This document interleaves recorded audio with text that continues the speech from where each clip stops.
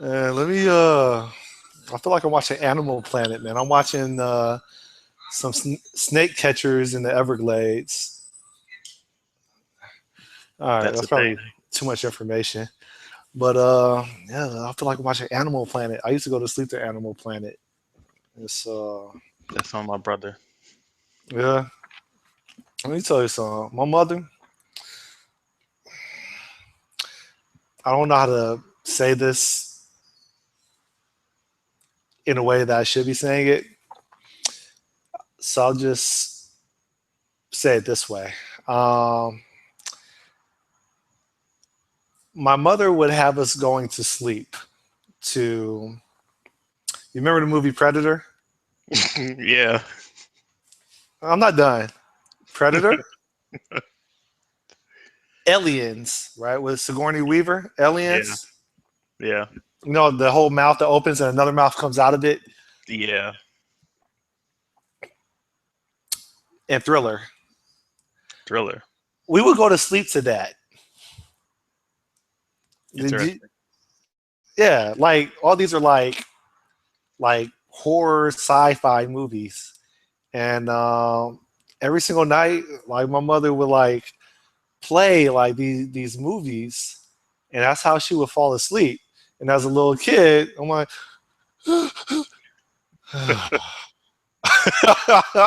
if that doesn't breed like a psychopath, I don't know what does. So That just might do that. I'm not going to do that to my kids.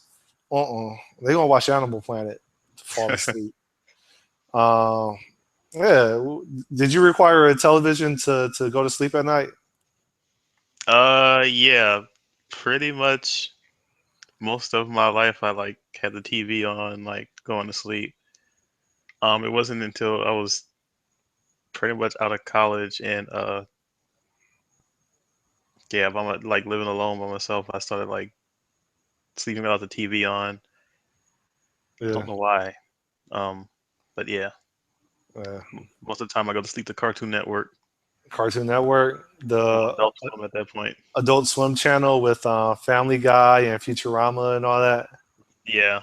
Does that still come on? It's been like 10 years since I decided to stop watching TV.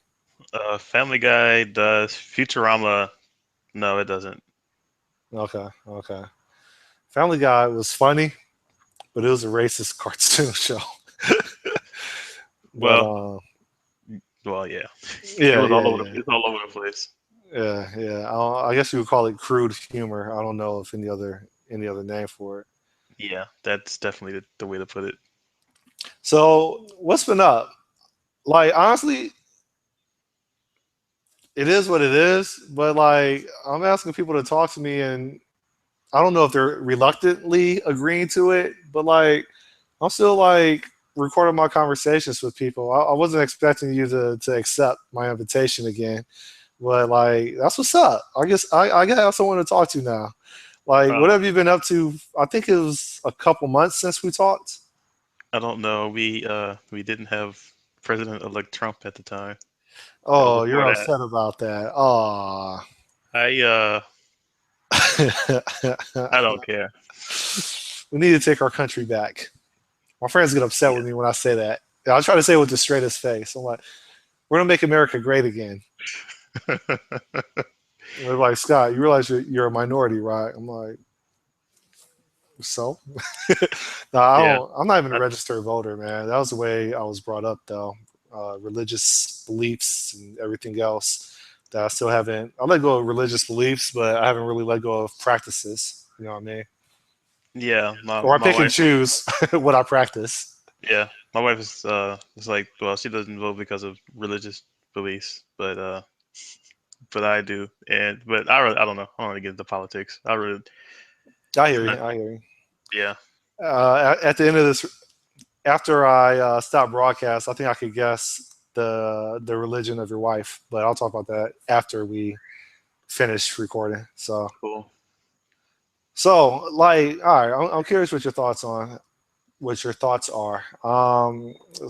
Someone, I think his name Adam Wright. I hope I didn't butcher his name. He's it'll be really bad if I just butchered his name, but he this one person has been like commenting on the various YouTube videos that I have. Yeah, Adam Wright. And I asked him like, for one, is oh, I really appreciate you like tuning in to what I have to say. I didn't really think I would have like someone that would like consistently wait for a new video and then like leave their thoughts on it or about it. But something that Adam had requested was a conversation about learning. And Oh boy. I'll leave that kind of abstract. But my last conversation with you, I don't think you could correct me, right? But I don't think your employer or your recent employer like trained you to be an Elixir programmer. No, that was pretty much on my own. So um, there was a pretty a good stretch of years where I was trying to figure out like what my next language would be, and I went through a couple. Um, and long story short, ended up on Elixir. Looked at it. I think it was the summer of 2013. I looked at it a little bit, went through the guides on the site, and then I didn't come back to it. I think until like later that year, um, and then just kept going with it.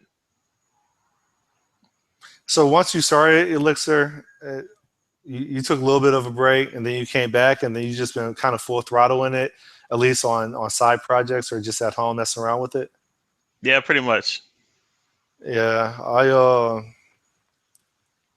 I've still been banging away on F sharp, Hmm. but now it's like I'm starting to see light at the end of the tunnel. Like now it's like I could read some F sharp code. You know what I mean?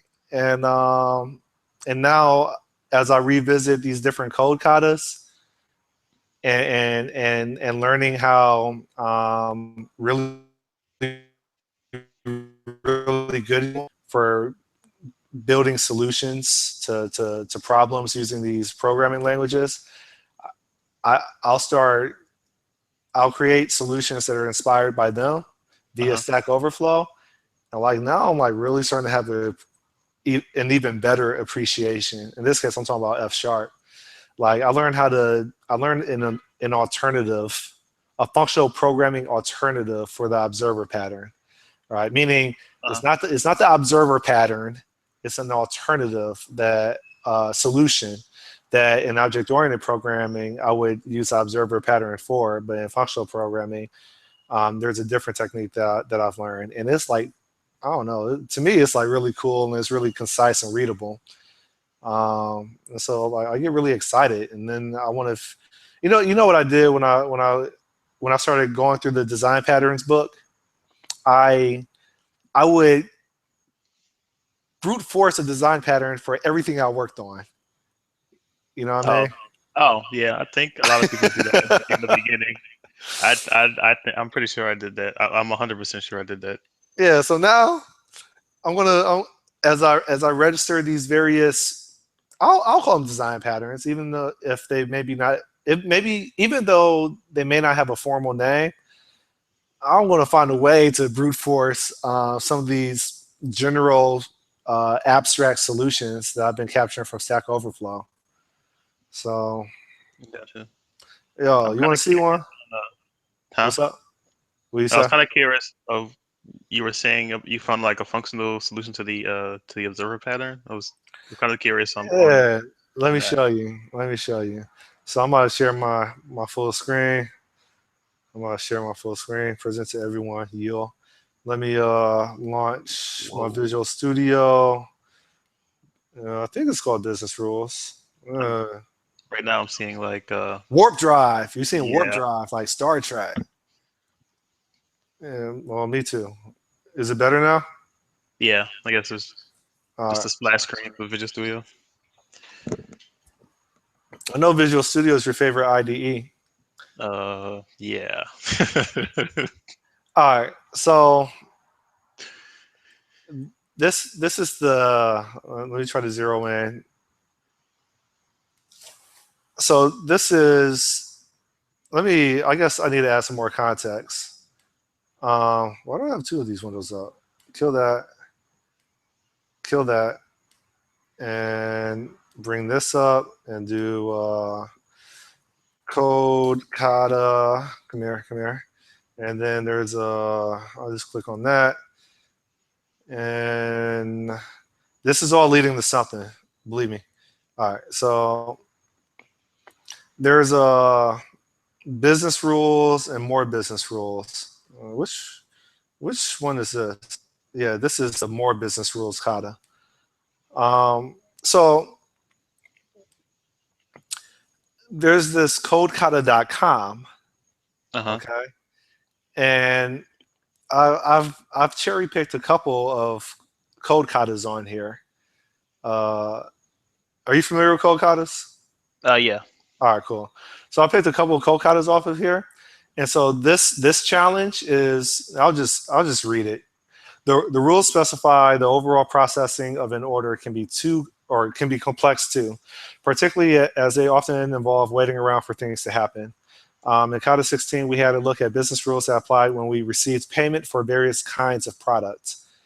Handling payments is just a small part of the overall workflow required to process an order. For the company whose application we're looking at, order processing looks something like, and then they have a list of rules, and some of these rules are if we accept an order over the web, then we have to wait for payment to arrive, unless it's a credit card order. In the case of credit card orders, we can process the order immediately and ship the goods, but only if the goods are in stock. If they are not in stock, then we have to delay processing the credit card orders until the goods become available again.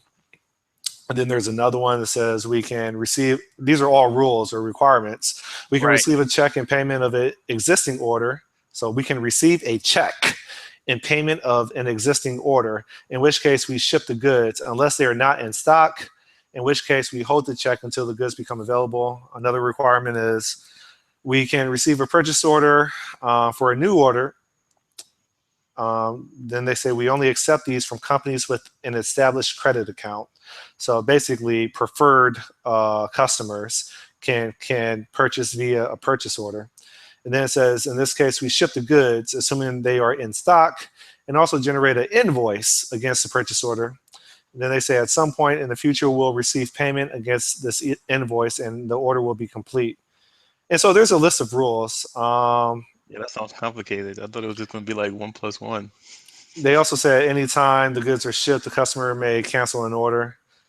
And so this is the second part of the original business rules that I had. And so, without really going into detail about the original business rules, you see this line right here, like Yeah. result equals handle all, and it says handle payment, handle shipping, handle invoice. Oh yeah, by the way, something I know I'm jumping around. My apologies, but they say the challenge was how can we design an application to support these kinds of rules? And then they say, of course, the business changes the rules all the time. So we better make sure that anything we come up with makes it easy to update the workflow. So they're basically saying, here's the challenge. Not only do you implement the system, but implement it such that it is extremely maintainable, where you can just look at it and know exactly where to make modifications without having to like deep dive into the code base. And Right. so when I attempted a similar kata, the business rules part one kata, I read to you business rules part two. But when I did the first business rules kata, I did TDD or test driven development, and I got it to work, but it really didn't satisfy the challenge of maintainability, where like a junior developer can just go in there, immediately make alterations with a low probability of effing up the system. You know what I mean? Yeah. So essentially, this is the code. Mark Seaman, he's like he's like one of the thought leaders of F Sharp. There's Mark Seaman and Scott Blashin.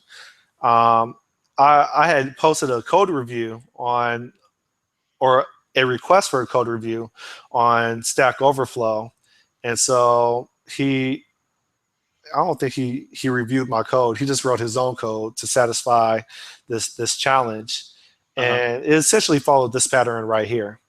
So the client would essentially say they would call this handle all event, and they would just pass in different handlers for different aspects of of order processing. Uh-huh. So order processing requires the handling of the payment. It requires the handling of shipping, and it may require issuing an invoice. Of course, that invoice, based on the requirements, was only based on the purchase order. And so,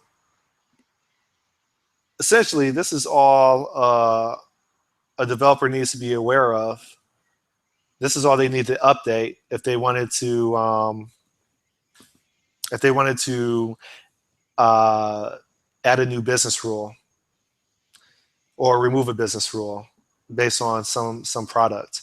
And so that's what you do to make a modification of either adding or removing the handling of an order, right? And then up here,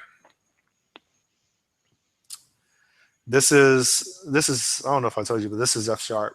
Um, Yeah. this And is the syntax. To me, it looks like really cool because I see like basically a payment status, right? So when I scroll down to here, this client is doing a purchase order and in stock, right? That's the name of the union case value.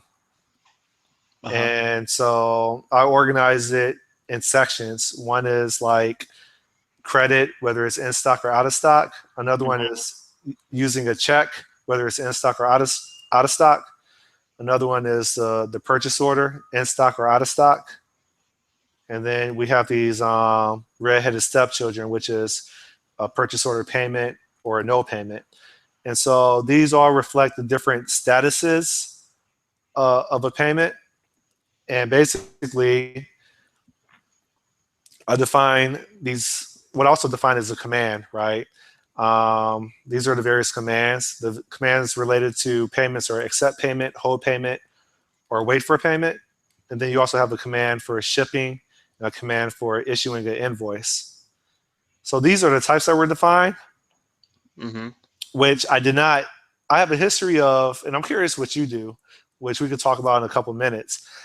When when when attempting to pick up F sharp, all I heard was about F sharp's type system. And so by default, I immediately try to think of all the types that would be required for the program, and I would always get myself in trouble where like I would have like it would feel like unnecessary complexity, and I would just have hella pattern matching like deeply nested. And so I changed my approach. Of course, this was inspired by a solution that I already saw for the previous exercise. And so now I'm experimenting with, instead of defining all my types first, kind of like an object-oriented programming, where like it's very common, if not always, that people establish their classes first. Yeah. So instead of defining all my types first and then figuring out how functions would interact with those types, I decided to change my strategy moving forward. And this is still me experimenting, in which I'm not creating any types initially. What I'm doing is when I read the business requirements, I'm thinking about the primary functions that would be the major players in the program that I need to write or the solution that I need to write. And so based on the business requirements, there has to be some function for handling payment, right? As Right. abstract as that might be. There has to be some function for handling shipping. Right. There has to be some function if necessary for handling invoice. And so that's me now. It's forgetting about types, not even thinking about the different types I'm going to need, and I'm immediately identifying all the functions. And when I did that, I ended up, while going function first, kind of like flushing out the types that I would need based on the context of the function. And so these types up here were dictated by first writing these functions down here. So, and I like the way I'm curious how you format your text within the editor. I was reading Hmm. a book called F Sharp Design Patterns that I purchased a couple of days ago, and Uh-huh. I observed how they had formatted their text um, like this, where they would push all the code out here, where it was easy to see what the actual functions were, versus having. I used to do this over here. I used to do. I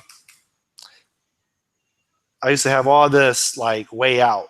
And when you Yeah. have hella functions on top of each other, on top of each other, and on top of each other, I would have to like, I don't know, it became a little bit more obfuscated for me to like drill in. So, I mean, personally, I like my syntax being like this. I feel like it's a lot easy to narrow in on the specific functions and the detail. I feel like things are just more spaced out and or more clear. Yeah, it's definitely it does seem to be a lot more readable. Yeah, so I observed that when I was just reading this random book yesterday. Yeah, so essentially you're like, okay, well, how does that work? Well, if you look at the pattern matches, I don't even know if I use that term right. If you look at the pattern matching logic, Hmm. not necessarily up here because this is dealing with if it's a preferred customer or not, but ignore that top function and focus on the functions down here. These are the major functions that were abstracted away based on the actual requirements. And so what happens is every um, order is going to be associated to some form of payment regardless. And so I handle that up here, right? But what I really want to zero in on is if it if there's a certain case where this function doesn't necessarily care about any of these union case values regarding payment status, right? If neither of these cases apply for a specific function Uh-huh. that we dump into here, then the function just says, well, I can't do anything. And so it just says, do nothing, right? Do Right. nothing, right? Do nothing, right? Else, if the context of the argument can be handled by this function, because this function is going to be called regardless. If this function can handle the argument, then it's going to go ahead and return a result. Wait for payment, hold payment, accept payment, right? Same thing with shipping. If it's in stock, regardless of if it's credit or check, or even purchase order, then we go ahead and handle it, right? Right. But only if these case values pertain to the actual argument that was passed into this function. If these case values that this function is willing to handle, well, if there's not a case value in here that this function handles, then it just automatically says I can't handle it by passing back none or returning a none. So I don't know how to articulate that any easier. I understand it, but I think you have to know a little bit about the option type within F sharp. But I'm sure Elixir has an option type too. It just may not be called some or none.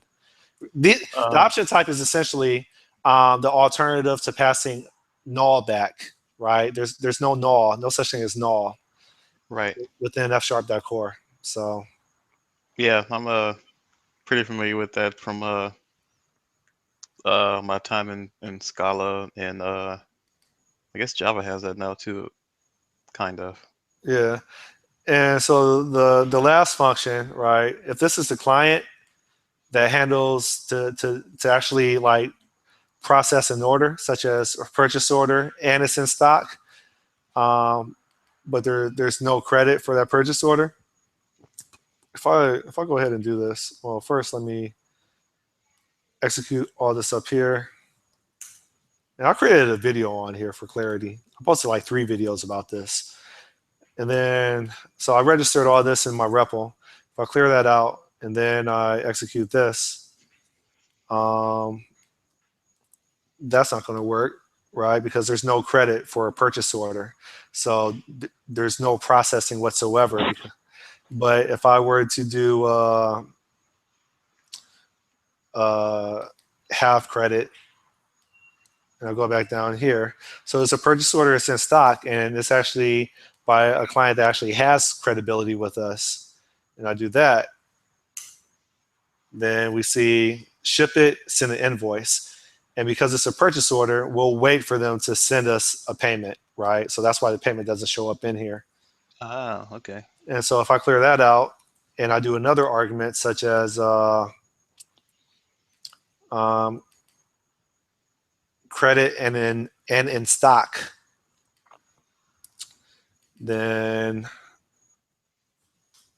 right, essentially all I'm doing is changing the different union case values and putting it in as an argument. If I do this one instead, again, any of these functions have the ability to handle it, but unlike the observer pattern, a subscriber subscribes to a specific event, right? And so if they subscribe to an event, they're going to handle that event. But with this pattern right here that I'm doing in functional programming, um, this isn't the observer pattern, but it's meant to handle the same type of problem. In this case, where a subscriber knows of the messages or the events that they're going to handle, these functions they don't know of the the actual argument that's going to be fed to them. And if they can't process that argument, then they're just going to return something that pretty much means that they can't process it. But if they can, then they're going to go ahead and handle that. So that's the difference between the observer pattern and this alternative pattern. So when I pass in this credit and in stock to this client function right here, Uh-huh. says accept payment and ship. And so that's pretty much it. So based on the different cases of ordering uh, a product, then you're going to get different results based on these defined methods that have the opportunity to handle whatever you throw at it in regards to a payment option. And these are the commands that are going to basically dictate what happens as a result of handling a payment or handling shipping or handling an invoice. Hence, accept payment or hold payment. Handling an invoice is going to be actually shipping, and well, sending an invoice, and shipping is going to be the ship command. So, all right, that's it. Ooh, how do I go back? Cool. Are you with me, or did I? It's hard for me to like explain things to other people. Stop presenting. No, it's that's hard for me to do too. But I mean it helps both people, right? Like it helps a person understand it and it helps you know if you know it or not, I guess. If you can Yeah. explain it, I hear if you can like explain it to somebody, then you know something pretty well. Usually, I have to have things explained to me like more than once in order for it to finally register. So, like, if I were sitting on your end and I was trying to go through what I've learned, I'm like, I would just have a glazed look, like, and then after the whole conversation was over with, I'm like, yo, can you send me that source code? I want to look at it. And I would spend Yeah. more time combing through it. And then I would make the logical connection, like, oh, that's pretty cool. All right, I got it now.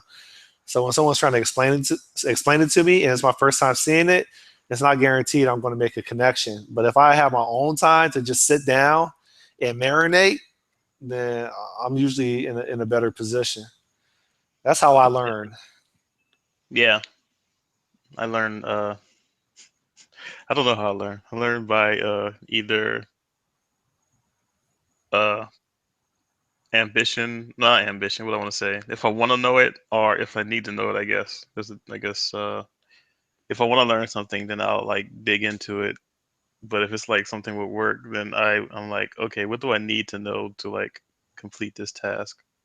And only what do I need to like only to complete this task? Which one happens more often? Needing to know or wanting to know?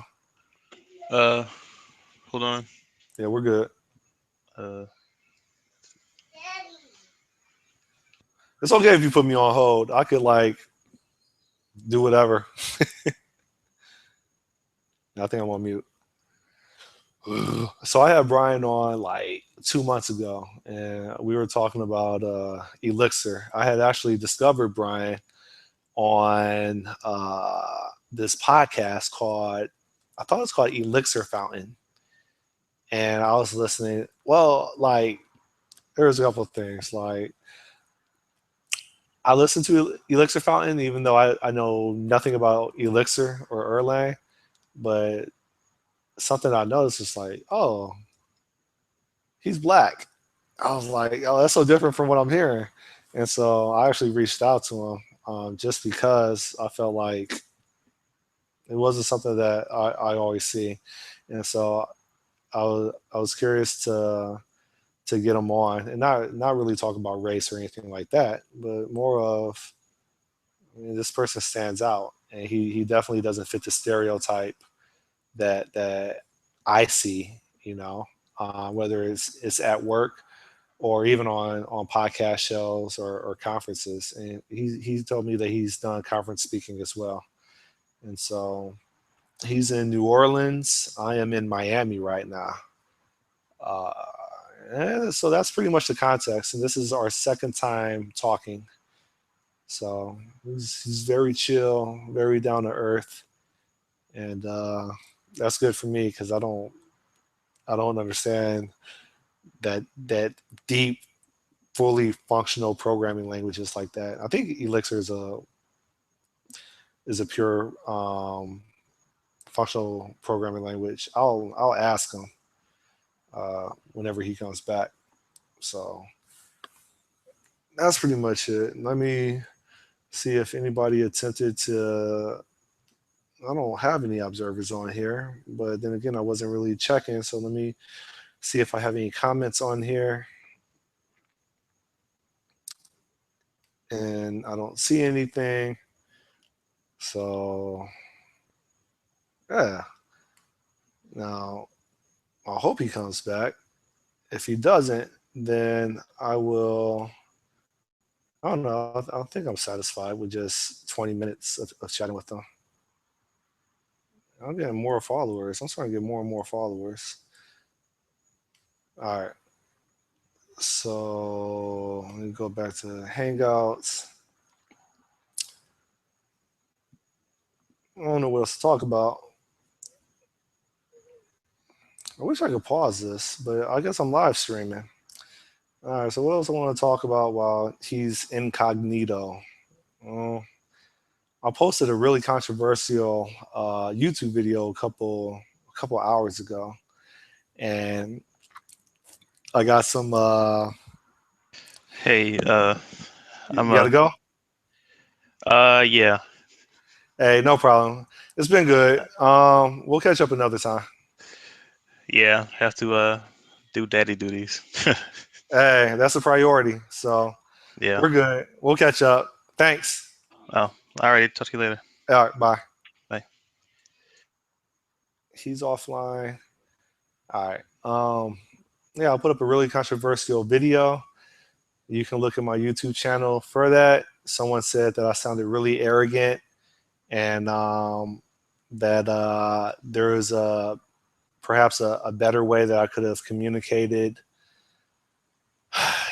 an idea regarding why software was so expensive and how we really can, as developers, control the cost of it. But we don't want employers to know what really goes into the expense of building software. And so it'll be a little firestorm for the people that do look at that video. I don't have that many viewers, but apparently I think I'm gonna catch a lot of hell for that. and I'm open, right? Um, Honestly, I think that at the end of the day, someone's going to be an expert from my content. It's either going to be me because I'm learning what not to do based on this journey of me fumbling down the field and doing things that could be done a lot better, or a lot more professional, or it's maybe some of my content actually does help somebody. Well, I would usually define that I'm an expert because I could tell you what not to do because I've already done it. So that's it. I'm babbling now, and Brian is gone because he had to handle some responsibilities. I'm about to cut this. Three, two, one.